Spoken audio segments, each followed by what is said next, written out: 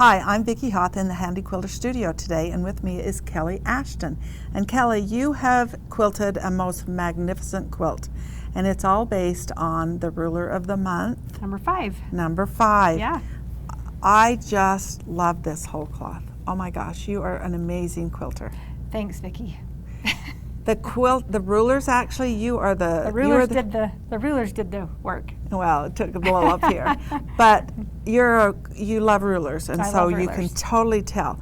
So let's break it down and make it easy for our quilters. Okay. Because it's a medallion. It is a medallion. How did you start at the top? How did you start?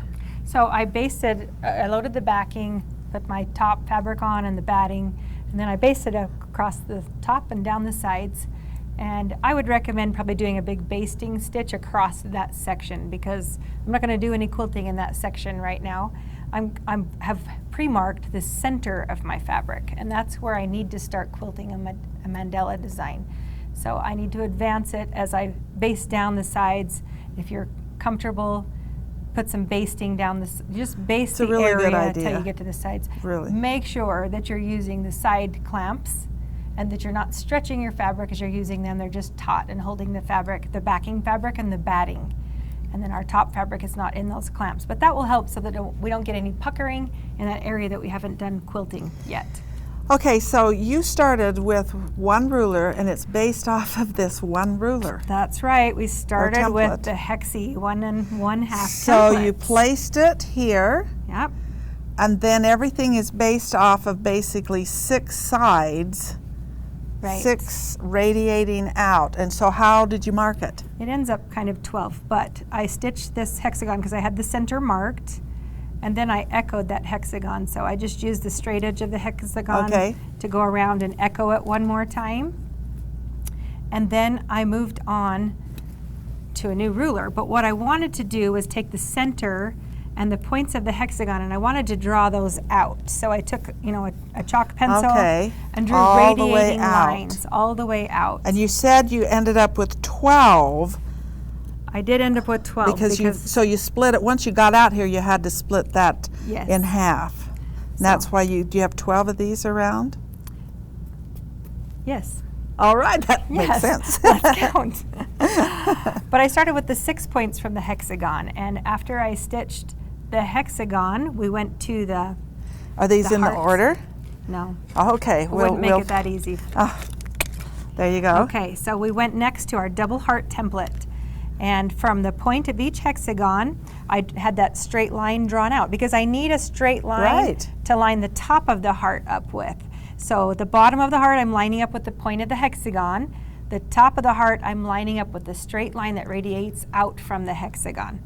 So I'm going to stitch all 6, and they overlap just a little bit. Which is kind of cute. I like that little window there. A little overlap. So that was our second, and then I also took the small heart.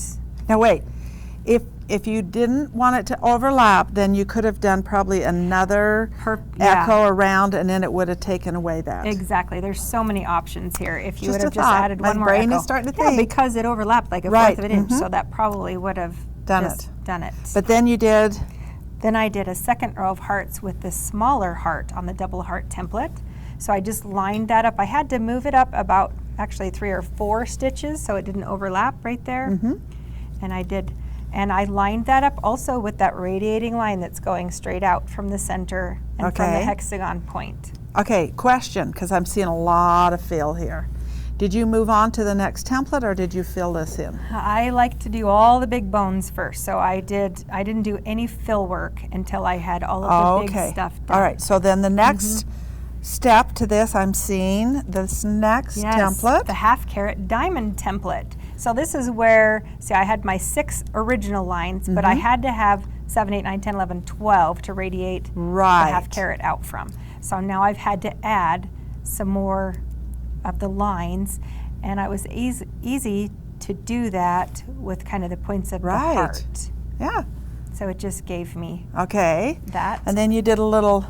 And I echoed, well, I did that one later. Okay. And then you did a little framework with the hex to kind of wanted to repeat the hexagon. So we did a framework with that. And then I see we used... This was our wiggle wave. The wave. and I used the bigger edge, so the 3 by the 1/2 is the side that I used there. Okay. And we just did that wiggle wave, and it was helpful here to have that straight line come out from the hearts. To get your corners. Because this gives me my corners with the wiggle wave. So make sure that you've got just enough marking that you can keep those things consistent. Okay. And of course I doubled that and left room for some. And then the next, work. so yeah, you did some echoing too. Then the next one was to place that is Repeat. about 6 of those. Yep, repeat that 1/2 carat. Because then you added So then we added crossway, or curved the cross- crosshatch. And the only thing I had to mark here was a point of how far out I wanted to stitch Okay. that curve. so you made Okay. that measurement And you from Also here have to out. do like the center of it. So take Okay. the center of this. So I did measure across the center of the wiggle wave. I'm sorry, I measured the length of the wiggle wave and marked the center. But you'll see it actually lines up with the point Yes. of the 1/2 carat. So there's really, you don't have to think too much about it. If you'll just look at Wow. your previous stitching, you'll be able to kind of follow your point out. It's easy to break that down. Yeah. So the peak of this was the one I just really had to measure for. Okay. Because there's not something that goes out from And that. then, This fill work is just left up to your imagination. You can just do whatever. Okay. I tried to just continually use the rulers that we were using in this Ruler of the Month club. okay, so this ruler would have worked really well for those Yes, straight those lines. straight lines. And then you've got the wave again. The wave. Yeah, I repeated that a second time out there.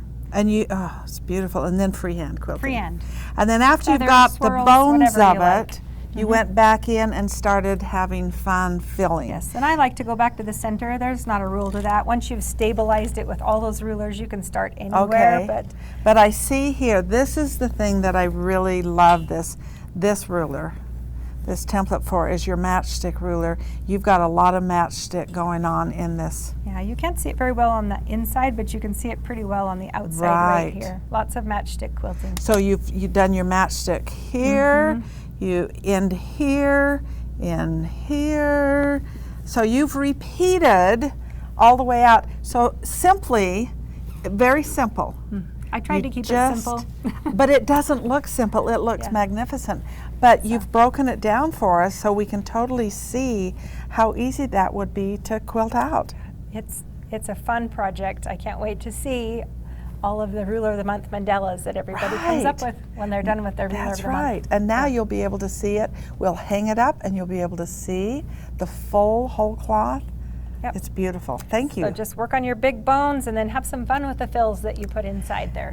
So how long do you think it would take a quilter to quilt something like this? Now that you have figured everything out, because it took Kelly a little bit of time Well, because you had to figure I things figured how it you out as wanted I it. went, so. But if someone was to do this, Well, I think you should be able to quilt all the ruler parts of it in a day, and then however much time that you take on your your fill's fill going to work, take your most time. That's what is kind of determining factor. Wow.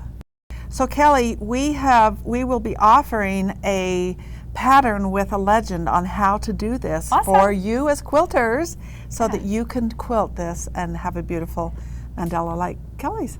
Well, Kelly, thank you for You're welcome. for creating this beautiful artwork, because it really is. Are you? I know you haven't got it bound. Are you going to face it or are you going to bind it? What's your vote? I think I'm going to bind this one because I Okay. want to. You want it to I want to take stop? the lighter. Yeah. Oh. Maybe have the light help that thread stand out a little bit. Oh, that's good. Well, thank you. Beautiful. So we have six, have I got them all? Yeah. 6 templates to go with this, but not only do they go with this, Kelly's got lots of inspiration on how to create borders, blocks, anything you want to do with your templates. So have fun using them.